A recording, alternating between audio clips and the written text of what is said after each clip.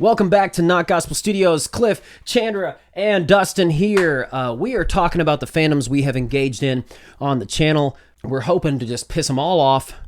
Just kidding. We don't want to do that at all. It's going to be interesting. We've got a lot of comments that have rolled in. We've had a lot of internet hate. We've had some love. We appreciate all of the input. We appreciate some of it more than others, obviously. But we're going to dive into those things. This is Not Gospel. Tom MacDonald's fan club, or fan base, not club, fan club. No, whoa. Tom MacDonald's fan family is Hangover Gang. Mm-hmm. Outside of that, the Maggots, I guess is what they're called, the Slipknot. You're going to get them mad again. Like, they call themselves maggots, but I don't think we're allowed to call them maggots. I think that's the name of their fans. I know. That's what Slipknot calls them. But it sounds like we're being mean. It only when sounds we call like them maggots. we're being mean because you have preconceived notions. But, well, they think we don't like them. I am being respectful by using their own terminology. If you're you just called them a maggot. If you're a maggot, which AKA Slipknot fan or in Slipknot fan club, we've engaged with your fandom. It's fine. It's not demeaning. And then we engaged also recently with fans of, I guess, Jordan Peele's movies. Oh, I wasn't even thinking about them. Yeah. And yeah, they didn't like me either. Yeah, what's funny is that they really just didn't like me.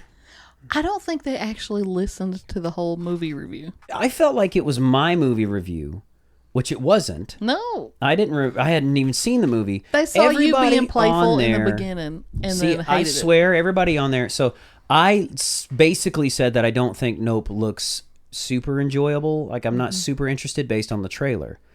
Looks a little dull. That was just my thing. And from that, people just bashed me, basically borderline calling me a racist just because I don't like the movie or don't think the movie's going to be that interesting. Saying that I'm probably ignorant, it's going over my head, all of these things. Internet troll stuff, which, hey, man, people are allowed their opinions.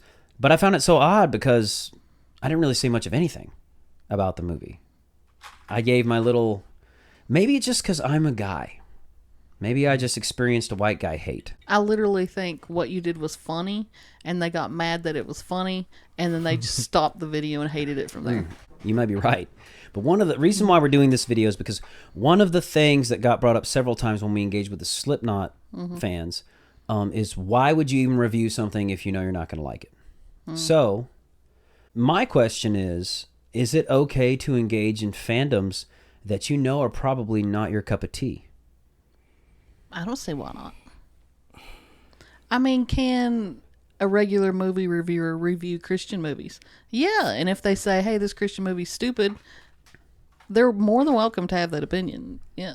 See, I agree. I feel the same way. And as long as you're upfront from the beginning, like, this ain't normally my bag, but here's what I thought. The only time I ever have an issue with it is when the person tries to act like an expert in something that they just got into. Yeah. That's what I would have an issue with. But as far as someone just doing a review over like, hey, I might like this. Oh, I don't like this. Or I don't think I'll like this. I want to see if I will. I don't think there's any harm in that at all. I think that's how you expand your horizons. Yes. Become a more interesting person. So that's a good point because so when we were reviewing the Slipknot stuff, they essentially said we just didn't get it. We're not metal fans. One of the things that got under the skin significantly was that we said it could be used to condone violence. That was the big thing. Yeah. And we had we had a video response from one Aphrodite's Crush. You could check him out on YouTube. He did a video explaining some things to us. I watched the video in its entirety. Yeah. And here's what I wanted to say to him. He did a really good job of trying to explain to us how he felt and where he thought we went wrong while being so respectful and nice and stuff. And probably better than I did reviewing the Slipknot people because I accidentally offended everybody. Yeah. I think they thought I was laughing at them and the moment people. We made a comparison to them and Guar, yeah, they kind of went off the rails about us just being just completely disrespectful. Yeah. You know. And then when I imitated the music, and I was like, because I couldn't understand it. And then Aphrodite's Crest talked about how ears being attuned to listen for that. So if you're not attuned to listening to Screamo and all that, you really aren't going to be able to tell what they're saying. And then he's not wrong. And he also said that it's overwhelming majority of the Slipknot fans said it's like a healthy outlet for aggression. Yeah. And I can see that. And I've watched interview after interview now with the Slipknot band members over the years. Mm-hmm. I've seen them respond in a way that I thought kept with that message, and I've seen them respond in ways that I didn't. There's one interview with, I think it was David Letterman, or Larry King. No, it was Larry King. Corey Taylor was with Larry King, and Larry asked him to put one of his new masks on, and he put his new mask on, and he's like, that is terrifying, and he was talking about being able to sing through it, talked about what the masks were about. They always wore masks. I've watched the interviews about them being nobodies from Iowa, and they got sick and tired of being overlooked, so they did everything to kind of shock value so they got noticed. And they were trying to be a voice for the voiceless. Not necessarily, we want you to go out and do evil things, but we are a voice for the voiceless. We're sick of being overlooked, and everybody's sick of being overlooked. So they resonated in that way, like kind of Tom MacDonald did with his fans, being a voice for the people who were drug addicts and recovering, like, well, the voice for the leftovers. Yeah. But I've also seen interviews where, like, there's this MTV thing where they're asking the Slipknot guys, apparently they got dissed by Fred Durst or somebody like that, and the Slipknot guy got in the camera's face and was like, you don't mess with Slipknot fans because we won't effing kill you, like that kind of thing. So that's not necessarily in keeping with their peaceful message. Yeah. I say all that to say this, like, I don't disagree with the fans saying that, yes, they don't necessarily mean what they're saying by literally with their lyrics. And I want it to be known, like, metaphors don't go over our heads. You know, we understand what metaphor is. But even Aphrodite's Crush mentioned in that video, he said, the first time I heard this song on this record, I really was like, whoa, is he talking about so-and-so? Then I had to watch an interview, and I heard him explain what the song is about. And I was like, oh, that makes perfect sense. So even the fans of Slipknot can be confused because their lyrics are so metaphoric. Mm-hmm. I don't want to come across as disrespectful to somebody's art. It's their art. They can express themselves however they want. I'll say that I'm entitled for it not to be in my taste. If me not liking it is you have a problem with it, that's on you. Well, okay. But I don't want to be just disrespectful to it. But the common ground I want to get with some Slipknot fans is say, I agree it can be a healthy outlet for aggression. I've got a 80-pound punching bag in there that I knock the crap out of when I'm pissed off. That's a healthy outlet for aggression. Doesn't hurt me, doesn't hurt the bag. Move on. I get a workout. But just because this can be a healthy outlet for aggression for millions of people, and it has been, can we at least agree that it could, there's an element of, hey, if you're Slipknot and you're metal guys, maybe you got to think about when you're writing your lyrics. I know I don't want to stifle your creativity, but think about when you're writing your lyrics, remember that this can also, how easily this could be misinterpreted, and be careful with that. What kind of road you take people down. Okay. Well, so the people that leave comments on our channel, I know there's some crossover between Tom MacDonald fans and Slipknot fans, because some of them were very vocal. And metal fans in general, too, probably. Yeah, there is crossover, and they vocally let us know that. But just speaking generally, even when we disagreed with Tom MacDonald fans, they seem nicer than when we had disagreements with Slipknot fans. Do you think that says something about the type of fans of those kinds of music? No, I don't think it does. Why? Because I don't feel like in our videos we could have been as interpreted as disrespectful to Tom MacDonald stuff as we were to Slipknot. Because Tom MacDonald stuff, we've never been like, is this even music? Yeah, you didn't look. And with the Slipknot song, you looked at me at one point and were like, do you think this is music? And I was like, well, maybe not. I even said, I was like, not to me, it's not. Yeah. And so I think the attitude of some of the fans, to be fair, probably is in more response to our attitude and position towards their artist they're a big fan of, more so than speaking about who those fans are. Now, there could be just some internet trolls out there, like there are internet trolls out there, but we probably would have been met with a little bit more aggression had we had that kind of response to our first Tom MacDonald song, you know? I don't know. I have disagreed with some Tom MacDonald stuff because it wasn't a song that was my jam, or it was about things I just didn't connect with, like alcoholism. So there were songs I was like, it's just not my thing. And they were just like, well, you don't have to like everything. It's no big deal. And that's like the worst comment we got, you know? Whereas Slipknot, it was like, you all suck. You're horrible. Had you seen those videos? Any of those? The Slipknot and the Tom MacDonald? Had you seen those? Yeah. What was your seen thought? A couple of them. So, like I said earlier, I watched the Slipknot one. I couldn't make it all the way through just because I couldn't watch all of it. It's not my cup of tea. Okay. I have a lot of friends really big in the Marine Corps. A lot of guys love Slipknot. And you're ex-military. You're ex-Marine, so. and listen to it a lot, and it's just not for me.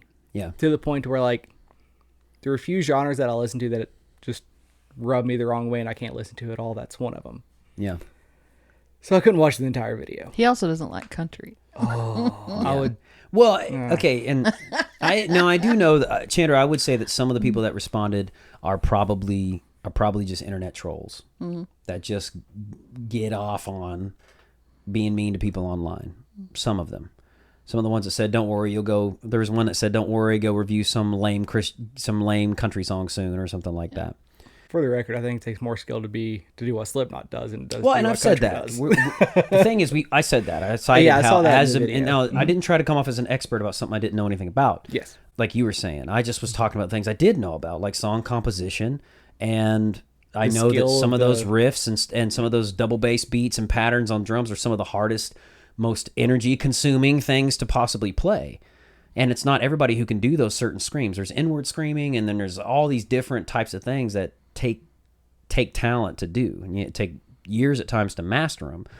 But where people had qualms with us is saying that the main qualm they had is saying that this is probably, especially in the titling, when we say suicide music, they're like saying that this could be tied to suicide or encouraging suicide. They did not like that. Yeah, of course. And I think if you deal with anything that has helped somebody and you say something negative about it, I think you start triggering a response. I think it also has something to do with, like, I'm sure that's something they hear all the time and they're tired of fighting it. Like, growing up playing video games, constantly hearing, like, oh, that's going to make you violent. Yeah. Like, I hate that argument. That will make me very upset to an unreasonable level just because I've heard it so much. Well, maybe that's why you're into video games, though, because you're so ignorant. Oh, yeah? And violent. No, I'll say, Let me demonstrate there's the violence, Chandra. I'll say there's more of an argument to playing video games all the time is going to make you lazy and complacent because, like me... Well, now I just feel attacked. No. Because me, I feel like my least productive if you're not trying to turn it into something else. Like we live in a generation now where there's streaming and everything else. Yeah. I don't think playing these games is going to make you violent. Like, I myself am actually looking forward to October 28th when Modern Warfare 2 is coming out, the Vaulted Edition. Yeah. I'm super excited about that. But I'm still going to not allow myself to spend hours on end every single day because my productivity is going to go down. I'll see myself getting lazy. And I'm not saying violent, but I see things in my kids when it comes to video games. You start to take away the video games when they've had a lot of screen time, it's like nothing else in the world matters. The dopamine drops, they're not getting that dopamine fix, and they'll just want to lazy around and take naps until they can play video games because they've had such a rush of dopamine. So I made a deal with my kids now. We just talked about games. It's funny. I made a deal with my kids. So now I asked my oldest, I said, what are you passionate about? He says, well, I'd like to learn how to play drums. I said, fine, you can now trade an hour you can trade whatever you spend. Like, if you spend an hour today playing drums, practicing drums, you can get 30 minutes or 40 minutes of screen time. He's so nuts about screens, he spent an hour and a half the first day practicing drums. Oh, I like that. And he came out, I said, you get 45 minutes of screen time, go for it. And he just was in there, he's like, I want to play it, and he just loved it. Positive reinforcement. As soon as it was done, and he ran out of his screen time, went right back and started trying to play drums. Of course, it was 9 p.m. at that time, and I was like, buddy, no more drums. That's it. It's bedtime. Like, no. Maybe you want to be a writer, son. Well, I said, like, it's just give him a couple years and he'll have mastered every instrument because he loves video games so much. But when you mess with anything that has helped somebody and you say anything negative about it, even diets, you get somebody who lost a bunch of weight on the Atkins and you say, man, that Atkins diet's a bunch of crap, they'll come at you. I didn't watch any of what's his name? Corey? The Corey Taylor. I watched some of his I haven't watched any of his interviews, so I don't know how he talks or anything. But I know, like with Marilyn Manson, fans loved that Marilyn Manson can be put on any stage anywhere and he can talk with anybody and just verbally wear them out. Like, he's super intelligent and can talk real well. Corey Taylor is not an intellectual. I'm not saying he's dumb. I'm saying he's someone whose life experience influences his communication, not his education. Well, I'm just wondering if they love being represented by someone that they admire for some reason. Like, I might have a fandom for Ben Shapiro. Oh, Corey Taylor has depth to him, yeah, for sure. A lot of depth, but it's not like book smarts kind of guy. He's a guy. It's like a street smart guy who's had his crazy life experiences have gotten him to where he has something to say about just about everything. So that's more like Tom MacDonald. We're about to find out in the comments he has a master's. Maybe. I'm just saying that even if he could be a doctorate upon doctorate, but his life experience has trumped all of that stuff he's learned into where he's speaking from his heart and his life experience when he's communicating about something. It's a very real salt of the earth kind of communication, and he seems like a genuine dude. That's why I say I have no reason to doubt when they say they don't promote violence. They don't want people to be violent. They don't want people to hurt each other. Their songs aren't really about this and this and this. They're really about that and that. I have no reason to doubt that at all. Where I hope some of the Slipknot fans and some of the metal fans can actually find common ground with us is where we would say we feel like, though, it's dangerous to assume that everyone is going to have that positive reaction.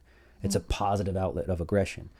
Which is why it's okay if some people are like, I don't know if I want my kids listening to that, because what if they happen to be the type of kid that listens to that and it's not a positive outlet for aggression for them, but instead they're like, I'm going to go do something bad to somebody who's hurt me at school or something. In the way that you can't blame video games for a school shooter. Right. In that way, do you think that the hate comments that we got on our channel is not a true representation of the totality of the Slipknot fandom? They're called maggots, Chandra.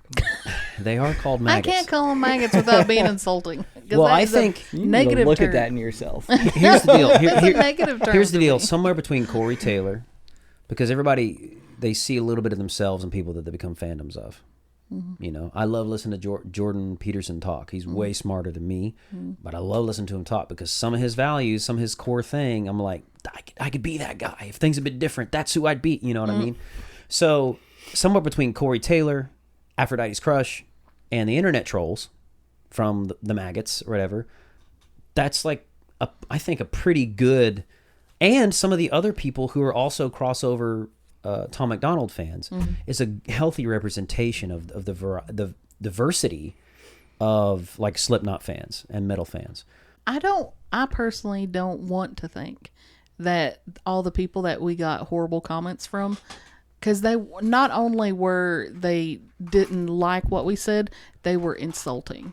Like they were just kind of mean kind of people. Well, I don't like thinking that that's the type of fandom that they have. I do think, and people in the fandoms, if you're watching this right now, I appreciate you sticking out there with us and watching us, taking the time. But people in the Slipknot fandom, you have to think they claim ownership to that.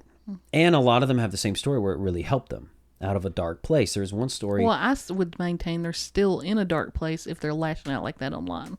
Well, this is where I'm going at. The reason they would be lashing out like that is because there's this need to defend, to earn your place in the fandom. So there's this need to defend. Hey, look, like Tom MacDonald, I had your back, Tom. I saw somebody slamming Tom MacDonald, calling you a racist or whatever, and I had your back. I got on there and I was like, you're an idiot or whatever. So I think some of that comes from the need to defend your artist, and particularly when you have an emotional connection with an artist, You think it's just a typical fandom, and we just got the hate comments solely because we didn't like their music. Oh, I guaranteed if you flip it around and we were like, this is amazing. This I've never seen imagery like this, which I commended the imagery, and I said they have a vision there for the video. I would want to see less camera effects. I'd want to actually see what's going on. I'd love one solid wide shot in that room where we could see all the stuff because there's so much going on. I thought that would be cool, but even then we weren't probably as complimentary on the vision of that as we were on, say, Nova Rockefeller stuff. And then we had a lot of sort of condemnation on the vision when the guy was holding his own severed human head as he's playing, like it's connected to his waist. We were like, okay, I don't need that. You know what I'm saying? Like, I do think the response we got is a lot connected to because of how we responded to the stuff. It was not our bag, wasn't our cup of tea, and we found no value in it. You even said, does Christian Screamo have value? And so I felt some of the people in the comments felt the need to, which I don't with that either. Yeah. And I said it does. I feel like it does, but to me that value is in part the lyrical content. If I were doing metal music, I would still need to be careful with some of my imagery and some of my shocking lyrics. I would still have to be careful with it because you don't know what road you're taking somebody down. Are you a fan of anything that you would actually are such a fan you feel a need to defend it. I think there have been times where I felt a little pushback with you when I criticized Jordan Peterson. Like you were just like, I'm not even gonna listen to this. There's a couple things. Maybe Jordan Peterson would be one I'm a big fan of. Sure, and I probably would defend it. But I think like everybody's defense is different. Mm-hmm. The Beatles are like that. If somebody said the Beatles just totally suck, I told you about a friend of mine who said there's not 10 seconds worth of enjoyable Beatles songs. Wait, do you not like the Beatles at all? No, I like the Beatles. Oh. Yeah, there's a very close friend. I'm not a diehard fan. What that reaction was. Okay. Here's the deal. I'll only out him online because I know he won't care.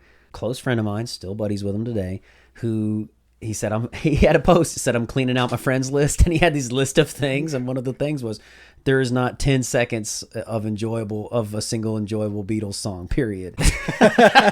And I know part of it was kind of like him just kind of pulling the audience, like shock factor.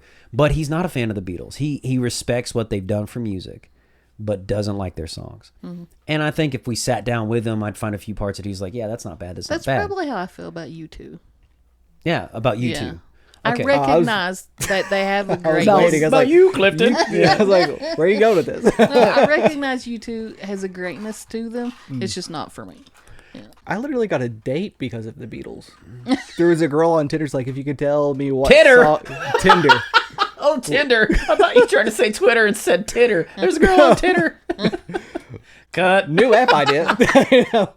No, New app. she said if you can name name the song that my tattoo is from, you can take me out. And we ended up matching. It's like, oh, it's Lucy with a Sky Full of Diamonds. And it was. And we went on a date and had a great time. Oh. And you're now married. Yeah, it was a married beautiful with story. 3 kids. Yeah. Are you a fan of anything you want to defend? Oh, Batman can 100% kill Superman. I will die on that hill. That's so stupid. Batman can kill Superman. Batman is underrepresented in every movie. Whatever. Read the comics. Dustin. Oh, wait. Underrepresented. But Superman could kill Batman from 100 yards away with his eyeballs. No, Batman would have a plan for it, Chandra. Yeah. That's so stupid. Batman has contingency. That's he has. That's what I'm saying. He has. You've only seen Batman movies, so you don't understand. What are they called? Contingency plans? Yes. He has a contingency plan for everything. Yeah. He's literally member of the Justice League. Doesn't he have like a closed envelope that he told, or a video or something he told the Justice League? Yep. If I ever betray you, play this is how you take me out. Mm-hmm. And then he has another envelope that like. Yeah. And then he has another thing of like, if the Justice League ever goes bad, this is how I take them out. And does he have one for if I go bad and they try to take me out, here's what I'll then do because I've told them what to do? 100%. Yes. Probably. That's so stupid. I've had that same Then thought. he'd have to write the Justice League again and be like, I made another plan and for I the plan bet he again. did. It would go on infinity. There's actually a crossover where there's like... You're a Batman fan? Yeah. That's so He's one of my favorites. No, but it's not about defending it. It's about how you do it. He was gonna keep talking about Batman. Like I would defend the Beatles, but I'd just be like, their success is undeniable, but you don't gotta like it, do you? I mean, I'm sure I'm gonna start out as like respectful, like, oh yeah, sure, that's your opinion. 20 minutes into it, I'm be like, you're an idiot. I'm very passionate. But so like I don't feel the need to go crazy defend on somebody. But again, I haven't been, and this is something that Aphrodite's Crush mentioned, I haven't been to some of the dark places that these people have, and these things haven't pulled me out of them. Yeah. I would say, Jesus and Christianity for me, my faith that has pulled me out of some of the wreckage of my life would be something I would defend more. But even then, you have a grace about defending it, where like my way of defending the faith is living love to you, telling you that Jesus loves you, trying to meet your needs, and hoping that you come to the truth of it. Yeah. But that's it. To the Note people and the Jordan Peele fandoms and that stuff, I would say they seem a little bit more triggered by race. Any racial comments made at all, immediately trigger something in them. If I say black man or whatever, immediately triggers them. Yeah. Even though in the opening monologue of that movie, she mentions race and says the first person ever on picture screen was a black man on a horse. Did you watch Nope? Not yet, no. How'd you know that? It's in the trailer. Oh, okay. I'm also a little upset you didn't respond with nope. I can get past it. I think that they're a little sensitive to the racial topics, and I feel like it did feel like just because I'm white, I'm not allowed to talk about race, which to me shows no interest in common ground. Either I can say I don't like a movie, whether there's black people or white people in it at all, and you can accept the fact that I don't like it and move on and not make race an issue, or you can make race an issue. Yeah. You know, and we can disagree on the metaphors. Even some of the people who liked the movie didn't agree on the metaphors. Once one of them said that the monkey who beat up everybody on set is a metaphor for one thing, and then the other one said, no, it's a metaphor for something else. Yeah. They couldn't even agree on what the metaphor was about. Yeah. So the Nope fandom, the Jordan Peele thing, my thought is I'm going to watch the other movies of Jordan Peele's, and then I'm going to watch Nope. Because I've heard other critics say that it's his worst movie yet. That it's his worst endeavor, and the other movies are really good. If that's his worst, I mean, I actually enjoyed it. So if that's his worst, I bet I would like his other stuff. Oh, Get Out, that movie Get Out, his first one. I think it was his first movie he did. Critics have called that fantastic. I've yet to see it, and I want to see it real soon. And I'm going to, because we did Nope. To the Slipknot fans and to the metal fans, my thought would be, hey, we are not trying to disrespect your art. We are trying to add perspective to that art. Well, and then also, I'm a humorous person, and sometimes I'm just off my rocker laughing. And it's not in an insulting way. It's just how I express myself. Yeah. Well, like, I don't mean to be insulting. I'm going to be funny because our videos need to be entertaining, or you're going to turn it off. So we're going to try to be a little humorous and funny because we sit on the phone when we talk about what we're going to talk about. We laugh. Just what we do. And to the Tom MacDonald fans, those are basically the fandoms we've kind of engaged in. I would say that we're going to keep reaching out. We hear you. We're going to keep watching. We're going to hopefully do some Nova Rockefeller stuff soon. And we're going to get to some of our own original stuff too. Maybe Chandra will throw up a poem on here. You said you're going to bring the Glockenspiel one week too, aren't you?